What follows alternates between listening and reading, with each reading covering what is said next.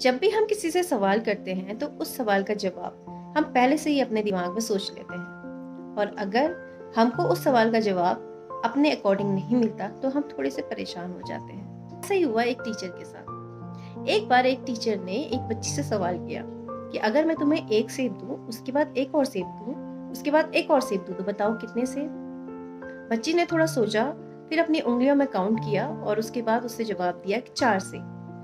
तो टीचर को लगा इतने सिंपल से सवाल का जवाब भी बच्ची को नहीं पता।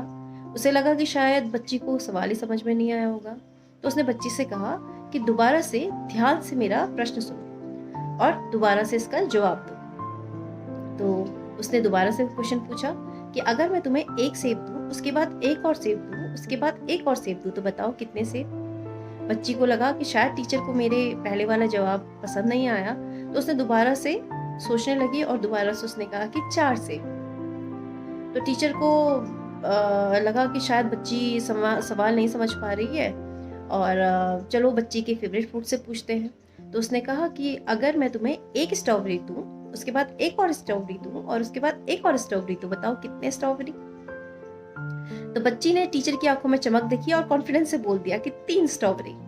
तो टीचर बड़े खुश हुए, उनको लगा शायद बच्ची का कॉन्सेप्ट क्लियर हो गया है। तो उन्होंने दोबारा से क्वेश्चन पूछा कि अच्छा अब बताओ कि अगर मैं तुम्हें एक सेब दूं, उसके बाद एक और सेब दूं, उसके बाद एक और सेब दूं, तो बताओ कितने सेब।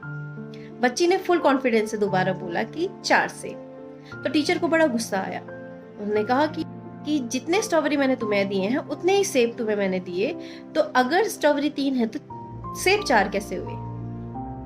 बच्ची थोड़ा डर गई, थोड़ा घबराई और धीमे से बोली, एक सेब मेरे बैग में भी है।